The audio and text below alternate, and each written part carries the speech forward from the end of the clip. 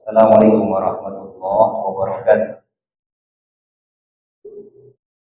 Alhamdulillah ala ihsani, syukru lahu ala taufiqi wa imtinani. Asyhadu an la ilaha illallah ta'ziman lisya'ni wa asyhadu anna Muhammadan abduhu wa rasuluh ad-da'i ila ridwani. Allahumma shalli wa sallim ala nabiyyina Muhammadin wa ala alihi wa sahbihi ajma'in. Amma ba'du. Pada iman a'azakumullah yang dimuliakan oleh Allah Subhanahu wa taala, kita bersyukur kepada Allah segala nikmat dan karunia yang Allah Subhanahu wa taala berikan kepada kita.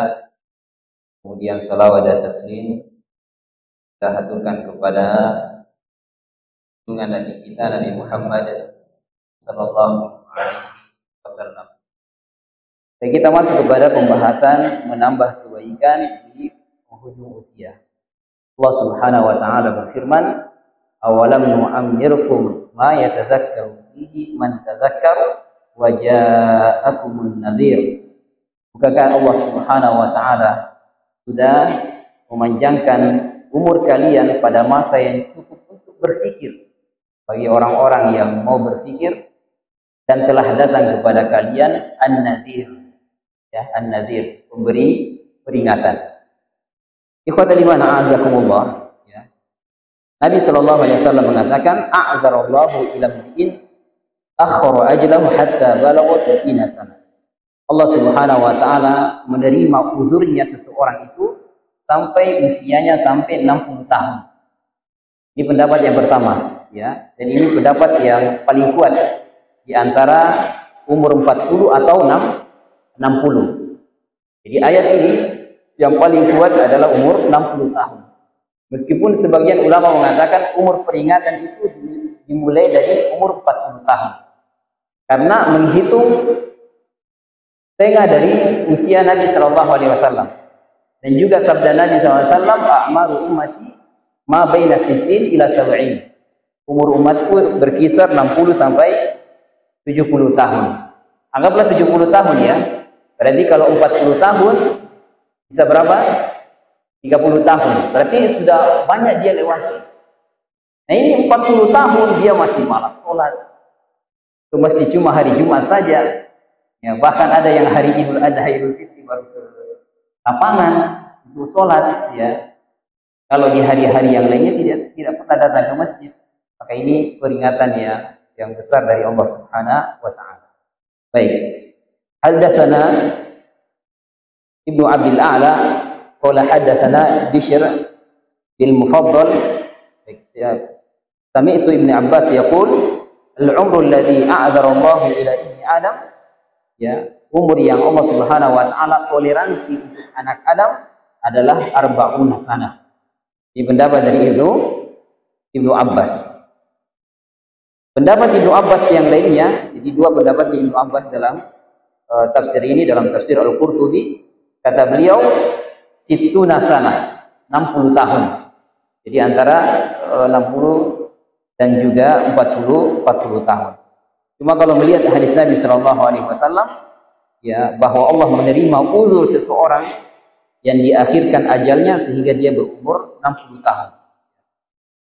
Baik ikhwatal iman, jadi 60 tahun ini peringatan ya. Yang sudah 60 tahun ya, banyak introspeksi diri ya, istighfar kepada Allah Subhanahu wa taala. Dan Allah mengatakan waja'akumun nadhir, telah datang pemberi peringatan. Disebutkan oleh ulama tafsir seperti dalam tafsir Ibnu Katsir, ada dua maknanya. Yang pertama, telah datang Nabi sallallahu alaihi wasallam untuk memberikan peringatan. Kemudian yang kedua, maknanya adalah asyaibu. Ya, asyaibu. Apa itu asyaibu? Ya, uban. Ini yang sudah ubanan hati-hati ya, meskipun belum cukup 40 tahun. Kalau sudah ada asyaibu, sudah ada uban, itu peringatan itu. Ini sudah ubanan tapi subhanallah masih suka berdebat, masih suka ya meninggalkan salat 5 waktu, masih durhaka kepada kedua orang tua, suka membantah. Ini peringatan ya. Jadi waja'akumun nadhir ruya an Ibnu Abbas, diriwayatkan dari Ibnu Abbas wa Ikrimah, dan Ikrimah wa Ja'far al-Baqir wa Qatadah wa Sufyan ibn Uyainah annahum qala, semua ulama ini mengatakan yang dimaksud dengan an-nadhir di sini adalah asy-syai', ya, yaitu uban. Ya. Uban. Ini namanya uban. Jadi meskipun belum sampai 40 tahun, ya, kalau sudah ada uban itu peringatan, harus lebih dekat kepada Allah Subhanahu wa taala. Kemudian jamaah sekalian, Imam An-Nawawi rahimahullahu taala membawakan hadis Nabi sallallahu alaihi wasallam perihal tafsir surat An-Nasr. Ya. Ini yang kedua, ya. Jadi yang pertama tadi dalam surat apa tadi? Baik, dalam surat Fatir, ya, di ayat ke-37. Fatir 37. Kemudian setelahnya jamaah sekalian, Imam An-Nawawi rahimahullahu taala membahas tentang hadis surat An-Nasr. Ya, surat An-Nasr, yaitu idza jaa nasrullahi wal fath wa ra'aitan nasa yadkhuluna fi dinillahi afwaja fasabbih bihamdi rabbika wastaghfir innahu kana tawwaba. Ini jamaah sekalian disebutkan oleh beliau bahwasanya Ibnu Abbas radhiyallahu taala anhuma dipanggil oleh Umar bin Khattab, ya. Dipanggil oleh Umar bin Khattab pada majelis sahabat-sahabat yang senior. Di sahabat senior Abu Bakar, Umar, Utsman, Ali, ya, dan seterusnya. Kemudian faka'anna ba'dhum wajada fi nafsihi, seakan-akan sebagian dari mereka itu ada yang tidak enak. Karena ini majelis orang-orang dewasa, tapi ternyata ada anak kecil masuk. Karena Ibnu Abbas baru belasan umurnya. Faqala lima yadkhulu hadza ma'ana wa lana abna'un misluhu. Maka sebagian dari mereka mengatakan, ini anak kenapa masuk ke sini? Ini kan majelisnya orang-orang yang dewasa, ulama besar. Ini Ibnu Abbas anak kecil, kita juga punya anak kecil seperti dia. Faqala Umar innahu min haitsu alimtu. Ya. Sesungguhnya anak ini sebagaimana yang kalian ketahui punya kapasitas yang luar biasa. Pada dzata yaumin, di hari berikutnya dipanggil lagi. Fa adkhalani ma'ahum. Kemudian Umar memasukkan saya di majelis orang sahabat yang senior. Fama ra'aitu annahu da'ani yauma idzin illa yuriyahum.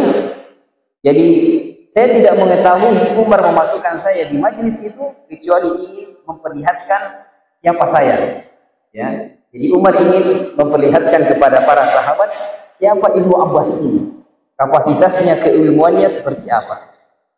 Qul ma taquluna fi qoulillahi ta'ala idza jaa nasrullahi wal fath. Jadi Umar bertanya kepada sahabat yang senior, bagaimana tafsiran kalian dengan firman Allah idza jaa nasrullahi wal fath? Faqala ba'duhum, maka berkata sebagian dari sahabat senior, umirna nahmadullaha wa nastaghfiruh idza nasarana wa fataha alaina. Kita diperintahkan oleh Allah Subhanahu wa taala untuk memujinya, memohon ampun kepadanya ketika kita diberikan pertolongan dan kemenangan. Ini tafsirannya sahabat senior, ya. Jadi idza jaa nasrullahi wal fath. Kemudian kata wasakata ba'duhum, jadi sebagiannya diam. Falam yaqul syai'an, dan tidak ada yang berucap sama sekali. Faqalani, maka Umar berkata kepadaku. Sekarang gilirannya siapa? Gilirannya siapa? Ibnu Abbas. Akadzalika taqul ya Ibnu Abbas, apakah pendapatmu juga demikian wahai Ibnu Abbas? Faqultu la, saya mengatakan tidak. Qul fama taqul, kata Umar, kalau begitu apa tafsirannya idza jaa nasrullahi wal fath? Qultu huwa ajalu Rasulillah sallallahu alaihi wasallam a'lamahu lahu. Ya, itu menunjukkan ajal Nabi sallallahu alaihi wasallam sudah dekat. Dan Allah memberikan isyarat melalui surat ini. Idza jaa nasrullahi wal fath. Wa dzalika 'allamahu wa dzalika alamatu ajalika. Ini alamat tanda-tanda dekatnya ajal Nabi sallallahu alaihi wasallam. Jadi jamaah yang dimuliakan oleh Allah Subhanahu wa taala, ini hadis yang kedua yang disampaikan oleh Imam An-Nawawi dalam kitab ini. terkait masalah idza jaa nasrullahi wal fath, yang menunjukkan bahwa ajal Nabi sallallahu alaihi wasallam sudah dekat. Di sini jamaah sekalian, Nabi sallallahu alaihi wasallam pernah mendoakan Ibnu Abbas 2 kali. Ya. Yang pertama dalam riwayat Bukhari ketika Nabi sallallahu alaihi wasallam memeluk Ibnu Abbas.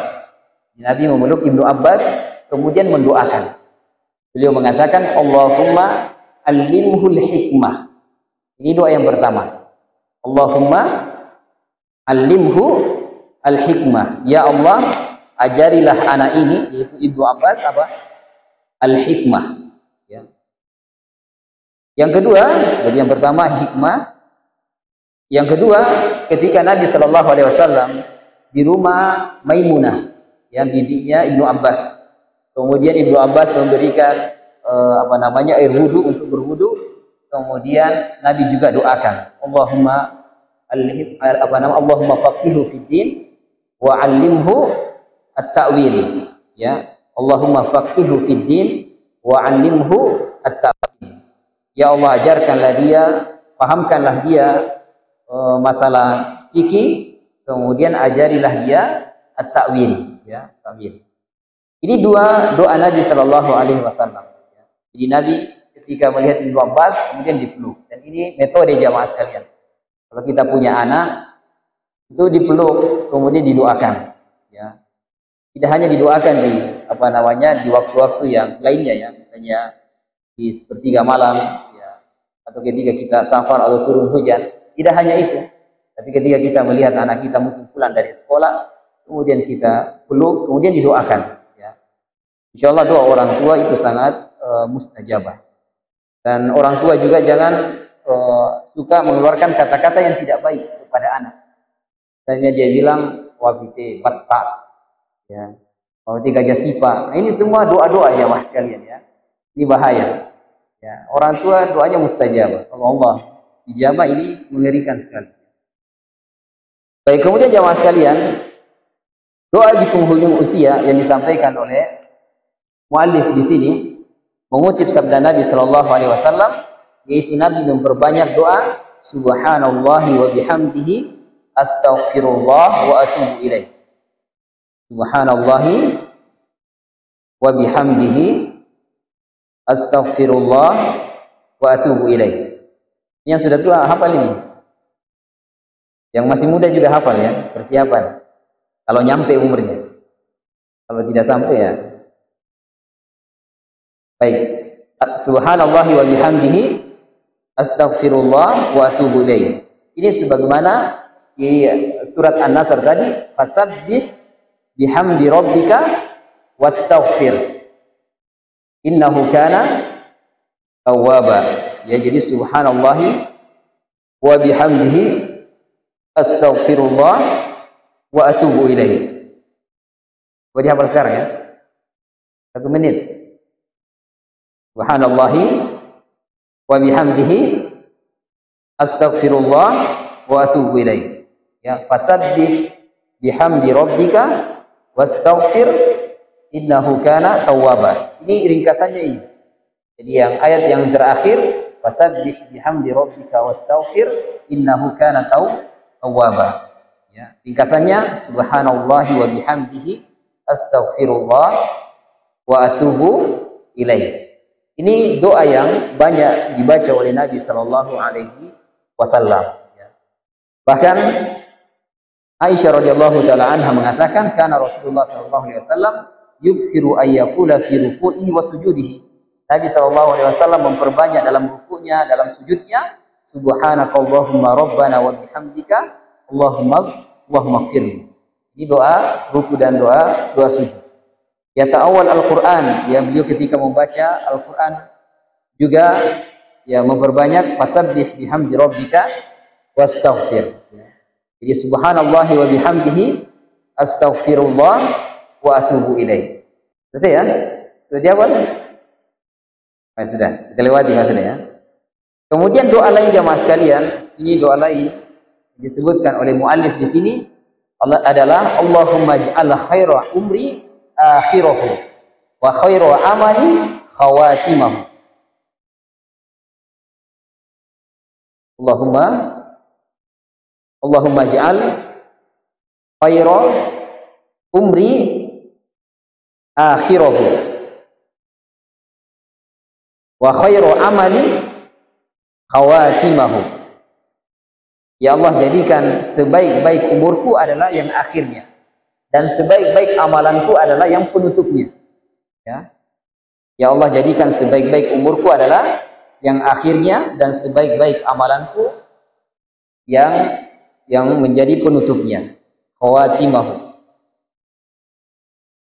Allahumma ij'al khairu umri akhirahu wa khairu amali khawatimahu. Silakan dipoto atau ditulis ya. Allahumma ij'al khairu umri akhirahu wa khairu amali khawatimahu. Ya Allah, jadikan sebaik-baik umurku adalah akhirnya, dan sebaik-baik amalanku adalah akhirnya, penutupnya. Ya, kelas. Doanya banyak sekali ya. Jadi saya lihat kitab ini jamaah sekalian harus banyak menghafal ya. Banyak menghafal, ya khususnya yang masih muda, hafalnya mulai dari sekarang ya. Kalau sudah tua itu biasa agak susah disuruh menghafal. Nah, prosesornya sudah melemah. Ininya sudah disuruh menghafal, aduh. Memorinya sudah tidak ini ya. Jaga aja dilalan. Sehingga sebelum itu datang semuanya jamaah sekalian dari usia muda, biasakan menghafal. Kemudian sering dibaca. Kalau sudah dihafal, diamalkan. Zikir pagi petang itu jamaah sekalian panjang sekali. Tapi kalau sering diamalkan, dibaca pagi, dibaca petang, nanti hafal sendiri itu. Ya, dan akan mungkin kuat hafalannya. Tapi kalau tidak pernah dibaca, ya tidak pernah di murojaah, ini hilang hafalannya. Ya, Allahumma ij'al khairu umri akhirahu wa khairu amali khawatimahu. Baik ikhwatal iman azakumullah. Kemudian beliau masuk kepada syurutut taubah, karena di doa yang terakhir tadi wa atubu ilaihi, dan saya bertobat kepada Allah Subhanahu wa taala. Beliau menyebutkan tentang syurutut taubah, syarat-syarat taubah. Yang pertama adalah ikhlas. Ikhlas. Kata Syekh Al-Utsaimin, sebenarnya Al-Imam An-Nawawi rahimahullahu taala menyebutkan cuma syurut faqat ya, jadi 3 syarat saja. Tapi beliau walakinnaha bitatabbu tablughu 5, tapi secara berurutan dia sampai 5 syarat.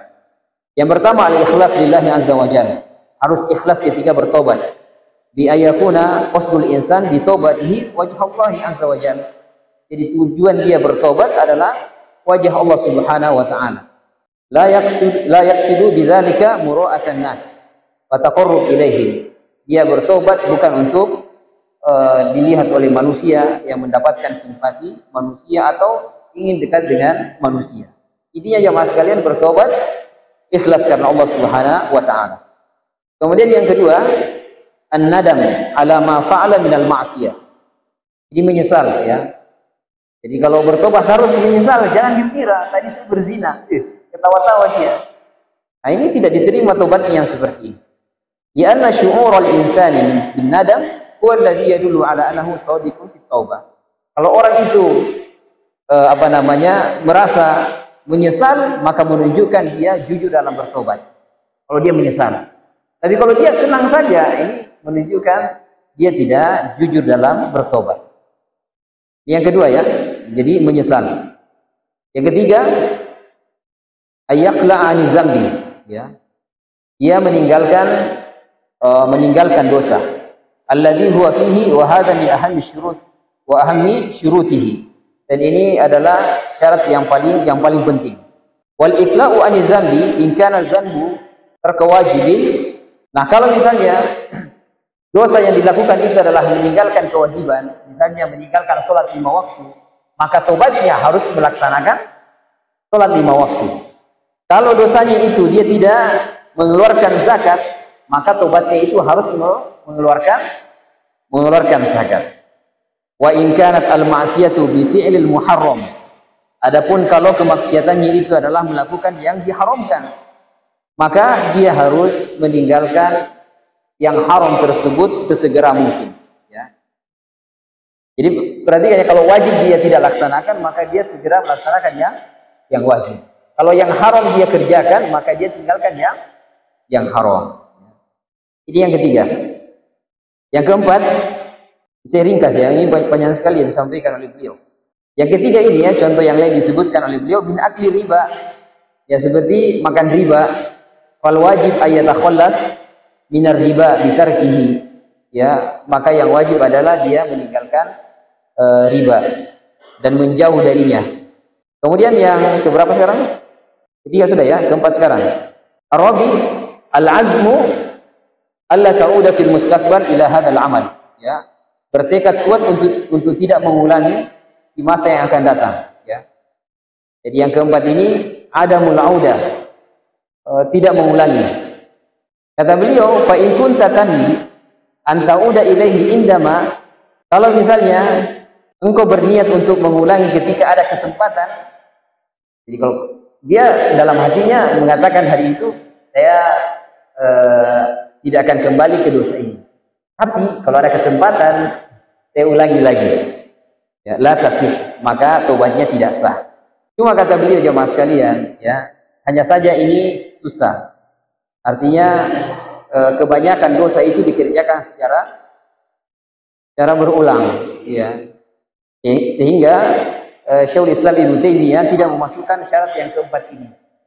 Karena kebanyakan dosa itu dilakukan secara berulang. Tapi kata Syekhul Islam Ibnu Taimiyah, jangan disyaratkan untuk melakukan dosa lagi. Maksudnya, oh itu tidak masuk syarat, berarti tidak apa-apa. Ya saya ulangi lagi, tidak. Ya. Jadi jangan dimasukkan syarat untuk melakukan dosa. Kemudian yang kelima, antakuna fi zaman tuqbalu fihi at-taubah, dilakukan di waktu taubat masih diterima oleh Allah Subhanahu wa taala. Di antara waktu yang taubat itu tidak diterima adalah ketika sakaratul maut. Ini tidak diterima. Sebagaimana Fir'aun ketika ditenggelamkan, maka dia bertobat. Ya, dalam keadaan sakaratul maut dia bertobat. Dia mengatakan amantu annahu la ilaha illalladzi, saya beriman kepada Tuhan ya Bani Israel, wa ana minal muslimin, dan saya termasuk orang-orang muslim. Ya. Tapi ternyata Allah mengatakan al-ana wa qad asaita qablu wa kunta minal mufsidin. Kenapa kamu baru bertobat saat ini?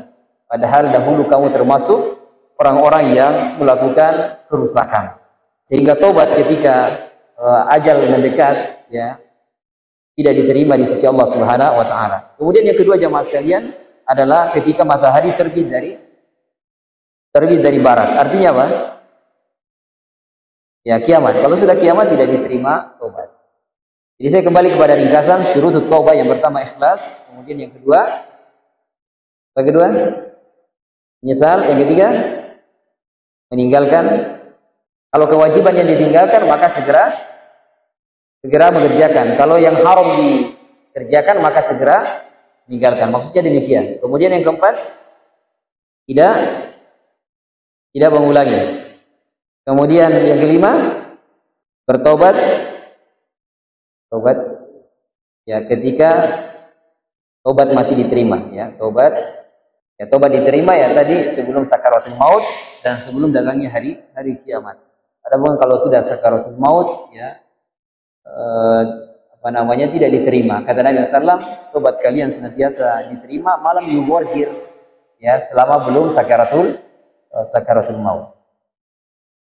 Jadi saya ulangi jamaah sekalian, al-ikhlas, kemudian yang kedua menyesal, yang ketiga meninggalkan, yang keempat tidak mengulangi, kemudian yang kelima bertobat ketika tobat masih diterima.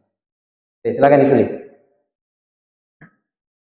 Ikhwatal iman a'azzakumullah. Kemudian jamaah sekalian, Allah Subhanahu wa taala memotivasi kita di beberapa ayat untuk banyak bertobat. Ya Allah mengatakan, ya ayyuhalladzina amanu tubu ilallahi taubatan nasuha. Wahai orang yang beriman, bertobatlah kalian kepada Allah Subhanahu wa taala dengan taubat yang semurni-murninya. Ya. Kemudian di ayat yang lain Allah mengatakan, di surat apa namanya Az-Zukhruf terkait orang-orang yang melampaui batas. Ya. Allah mengatakan la taqnatu min rahmatillah, innallaha yaghfiru dzunuba jami'a. Jangan putus asa dari rahmat Allah Subhanahu wa taala. Sesungguhnya Allah Subhanahu wa taala mengampuni segala dosa. Di jamaah sekalian, ya, dosa yang kita lakukan dan kita semuanya melakukan dosa, kita bertobat kepada Allah Subhanahu wa taala. Apakah itu dosanya kecil atau besar, apakah dilakukan dalam keadaan terang-terangan atau dalam keadaan sembunyi-sembunyi, maka kita memohon ampun kepada Allah Subhanahu wa taala. Dan ajal itu jamaah sekalian tidak pernah menunggu tobat kita. Sehingga kita bersegera untuk bertobat.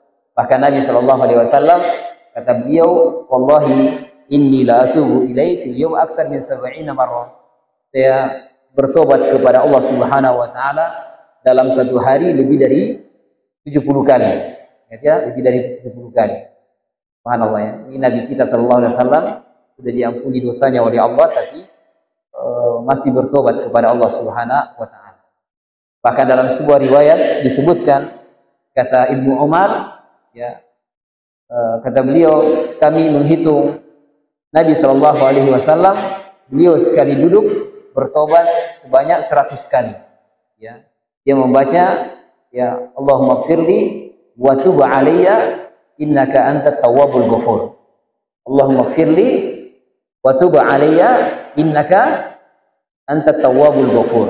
Ya Allah, ampunilah aku, terimalah tobatku, sesungguhnya Engkau Maha menerima tobat. Jemaah sekalian ya, berbanyak tobat ya. Karena Allah Subhanahu wa taala Maha menerima tobat, Maha mengampuni dosa hamba-hambanya.